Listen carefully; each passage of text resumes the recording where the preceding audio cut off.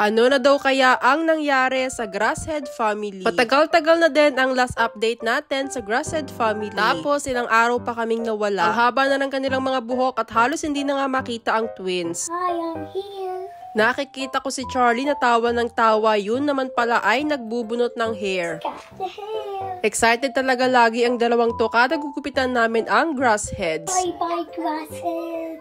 Got the hair now. Grabe no, ang dami na talaga nating alagang grassheads. At ngayon, babaguhin natin ang kanilang mga hairstyle. Unahin na natin ang una nating grasshead na si Mr. Grasshead. Kung makikita nyo nga ay natuyo na yung kanyang mga hair sa gitna. Medyo healthy naman yung tumubo kaso manipis, kaya try muna natin siyang gupitan ng maiksi. Muha na din ako ng hairbrush kasi effective to pang tanggal ng mga natuyo. Para lang kahit papano mabawasan. Medyo halata na nga din na may edad na itong si Mr. Grasshead. Tingnan nyo naman ang kanyang root, sobrang kapal na. At ang kanyang face ay medyo madungis na din. Next naman ang kanyang Mrs. na si Mrs. Grasshead. Napansin ko yung dulo ng kanyang hair meron na nito. Diba parang nagkabunga na yung dulo ng kanyang buhok. Ginupitan ko lang din siya pero hindi masyadong maiksi. Kasi gumaganda na yung tubo ng kanyang hair. At grabe, tingnan nyo din yung kanyang roots. Tinanggalan ko lang din siya ng hair sa kanyang face tsaka sa mga galamay. Tapos dahil okay na nga ang kanyang hair, pwede na ulit natin siyang ipitan. At ito yung aking napili. Syempre, next naman si Pepe and Pilar. Ang ating kambal na grassheads. Ang haba na nga din ng bangs ni Pepe. Tapos si Pilar, grabe na yung kanyang hair, sobrang haba. Tinanggal ko na muna yung ipit ni Pepe kasi medyo nagdadry yung kanyang hair. At kawawa naman ang ating baby kaya pagpahingahin muna natin. Tinanggalan ko lang din siya ng konting hair na nakapaligid sa kanyang mata. Next naman ay si Pilar. Okay naman ang kanyang hair tapos medyo humaba na din talaga. Kaya naisipan ko na itirintas naman ang kanyang buhok. First time natin tong gagawin sa mga grassheads. At ito nga ang kanyang magiging bagong hairstyle. Nilagyan ko lang din siya ng ipit para mas cute. And then tinrim ko lang yung dulo. Diba? Super cute na ng ating kambal na baby grasshead. Next naman ay si Lola Grasshead. At tingnan niyo yung kanyang hair. Super healthy talaga. Grabe din no? Sobrang kapal. Tinanggal ko lang yung mga sobrang green hair tapos iipitan natin siya today. Para medyo bagets naman si Lola Grasshead. And then konting trim lang ng buhok para mas okay. Syempre, sunod dyan na yung poging-poging si Lolo Grasshead. Diba? Ang ganda din ng kanyang hair kaso ang dami na niyang buhok sa kanyang face. Pero nakakapanghinayang gupitin ng kanyang hair kaya iipitan na lang natin siya. Sayang kasi yung ganda ng buhok ni Lolo Grasshead. And konti nga lang yung binawas ko, yung manipis lang talaga na dulo. At syempre, hindi mawawala ang kalaro ng baby grassheads na flower heads. At ito na nga yung kanilang hair. Diba kakaiba yung kanilang buhok at sobrang haba na din. Wala pa ding flower pero tingnan natin kung tutubuan ba. Ganito nga din pala yung itsura ng kanilang ugat. Next naman ay yung matipid sa buhok na si Owl Grasshead. Pero in fairness, nadagdagan na ang kanyang hair. Sabi nila pag ginugupit ng maiksi, kumakapal ang tubo. Kaya itry natin yan. Ang atin naman mga grass pet na si Tom, Jerry, and Cheeky ay kakagupit lang nung nakaraan. Kaya trim lang ulit. At ito nga at sobrang gaganda na ng kanilang mga hairstyle. At tingin naman ang mga alaga nyong grassheads. At ang mga pinaka-cute na grasshead ay bibigyan ulit natin ng kambal pa na grassheads. At syempre, huwag kalimutang mag-share para dumami din ang inyong mga alaga. Anyway, nandito na ang twins at nagsimula na silang magdileg ng mga grasshead namin dito. I need water. Gusto daw niyang palitan yung tubig ng kanyang owl grasshead. Tapos natatawa ako dito kasi namimili siya kung ano ba yung una niyang didiligan. Nalilito na siguro ang twins kung sino ba ang kanilang uunahin sa mga to. I'm Tina.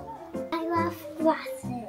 Thank you watching. At syempre, huwag kalimutang paarawan at i-water ang mga grassheads every day.